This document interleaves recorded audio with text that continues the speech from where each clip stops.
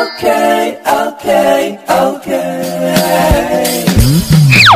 Alright, alright. Hello mga Shy! Good morning! So, kung makikita niyo mga Shy, ang biling-biling pa ngayon, kakagising ko pa lang mga Shy. I-on ko muna ang lights mga Shy.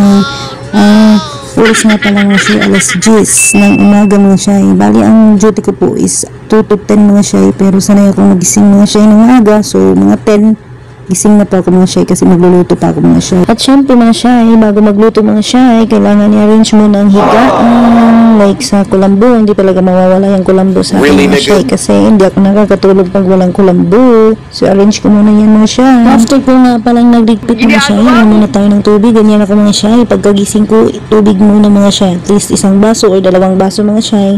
Inom muna tayo ng water. At syempre mga Shy, may lahi akong unggoy kaya hindi mawawala ang saging.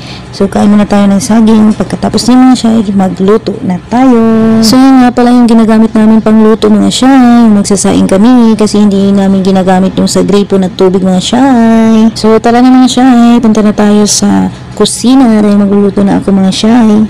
At dahil magaling ako magluto mga Shy, so ang lulutuin ko ngayon mga Shy ay magigisa ako ng pichay at saka cabbage mga Shy. O diba?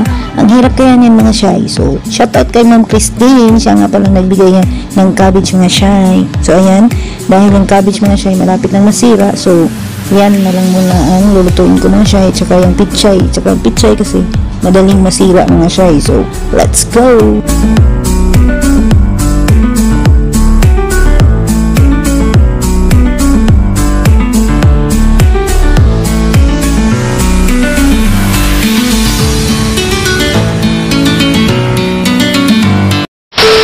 At syempre mga Shy, pagkatapos kong hiwain mga Shy ang mga gulay, syempre hindi mabawala itong mga panakot mga Shy, garlic, etc. etc.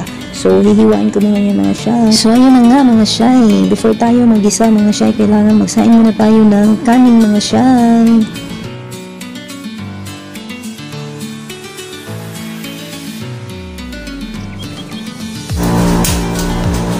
So ayan mga Shy, tuturuan ko kayo paano magluto. So ilalagay ko na nga pala yung mga bombay, ahos at iba bago ang oil mga Shy. After sa oil mga Shy, ilalagay ko na ang pichay. At syempre mga Shy, pagkatapos ng pichay, isusunod ko na ang cabbage mga Shy. Yan lang naman yung ingredients ko for today's video mga Shy. Inang ginagawa mo?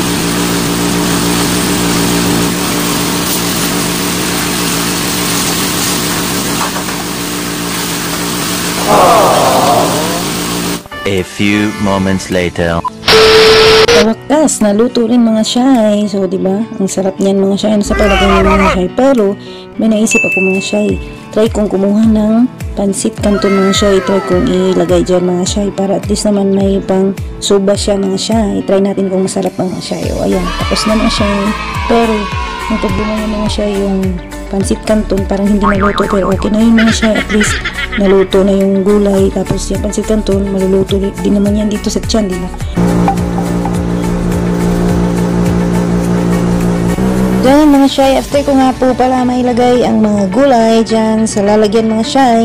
So kukunin na natin mga Shy ang rice. Kasi po luto na po ang rice mga Shy. So kailangan din natin i-transfer yan mga Shy. So dalawa po ang lalagyan ko mga Shy. Bali ang breakfast tsaka lunch ko is isa na po. Tapos dyan sa sa itim na Tupperware mga Shy, dyan ko ilalagay ang isang kanin para sa dinner ko mga Shy. At this time mga Shy, nandito na. Ito yung kanin ko mga Shy para sa dinner. Ito yung ulam at saka ito yung kakainin ko ngayon mga Shy. At syempre mga Shy, it's eating time. So kain muna tayo mga Shy. Pagkatapos ko nga palang kumain mga Shy, syempre tayo ay magbibihis na mga Shy. Ready na kasi 12:53 na ng umaga mga Shy. So dapat mga 1:30 mga Shy, naka-ready na kasi alas 1:30 is nandyan na yung driver kasi alas 2 yung pasok namin. At this time mga Shy, tapos na akong nag-ready mga Shy. So kunin natin ang bag. At syempre bago tayo umalis mga Shy, anuhin natin yung aircon mga Shy, patayin. At saka syempre ang lights. Bye bye. At this time mga Shy, kailangan ko maghintay. Pag may tweet na mga Shy, pwede na kami pumunta sa baba. At this time mga Shy, paalis na ko niyan mga Shy, pababa na, papunta na ako sa labas mga Shy kasi nandiyan na yung sasakyan namin mga Shy. Let's go!